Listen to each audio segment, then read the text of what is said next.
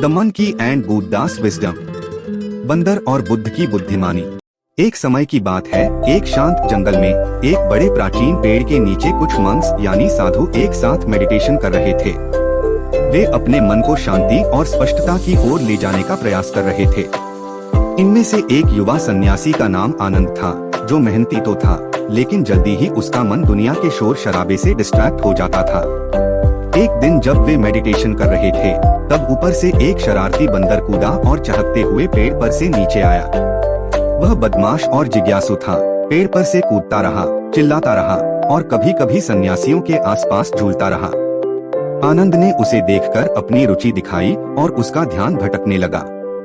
अब उसे अपने ध्यान को बनाए रखने में संघर्ष करना पड़ रहा था।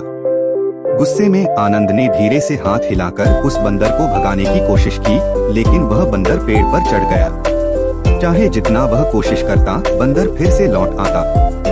यह सब देखकर बुद्ध, जो पास ही ध्यान कर रहे थे, धीरे से अपनी आंखें खोलकर उनके पास आए। उन्होंने शांत स्वरों में कहा, आनंद, वह बंदर तुम्हारे मन की तरह है, रेस्टलेस, क्यूरियस और खेलने को उत्सुक। जब भी वह कुछ रोचक देखता है तो वह उसकी ओर कूद पड़ता है। जब तुम उसे अचानक रोकने की कोशिश करते हो तो वह और भी अधिक रेजिस्ट यानी इसका विरोध करता है। आनंद ने बुद्ध को देखा और पूछा, तो मैं क्या करूं? मैं इस शरारती बंदर को नहीं रोक सकता।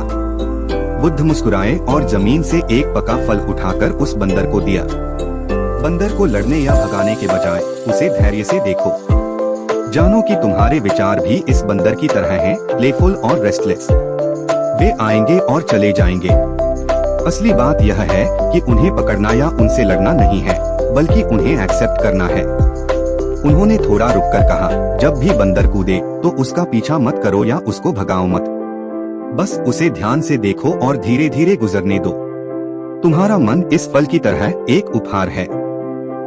जब तुम अपने विचारों को बिना जज किए स्वीकार करना सीख जाते हो तो शांति अपने आप आ जाती है। आनंद ने ध्यान से सुना और अपने मन में एक नई समझ के साथ फिर से ध्यान लगाना शुरू किया। उस बार बंदर की चहक और चहलकदमी के बीच भी उसका मन स्थिर रहा, बिना जज किए और बिना लड़ाई किए। उस दिन से आनंद ने धैर्य और स्वीकृति का अभ्यास किया।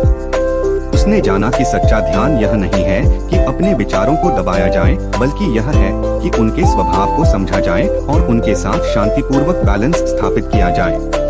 और इस तरह शांत जंगल में साधु और बंदर दोनों ही शांति से रहे। बंदर का प्लेफुल स्वभाव हमें यह याद दिलाता रहा कि हमारे विचार आते जाते रहते हैं। सच्ची बुद्धिमानी यही है कि धैर्य और स्वीकृति से उनके साथ रहा जाए और इनर पीस बनाए रखा जाए। हमारे विचार भी इस बंदर की तरह हैं, जो कभी शांत नहीं होते, हमेशा आते जाते रहते हैं। सच्चा ज्ञान यही है कि धैर्य और स्वीकृति के साथ उन्हें देखा जाए और स्वीकार किया जाए। इसी में हमारी मन की शांति छुपी है। ये कहानी बहुत सिंपल है, लेकिन इससे कोई भी व्यक्ति अपना जीवन बदल सकता है। और ऐसी कहानियों के लिए हमें सपोर्ट करें, सब्सक्राइब करें, लाइक करें और कमेंट करें।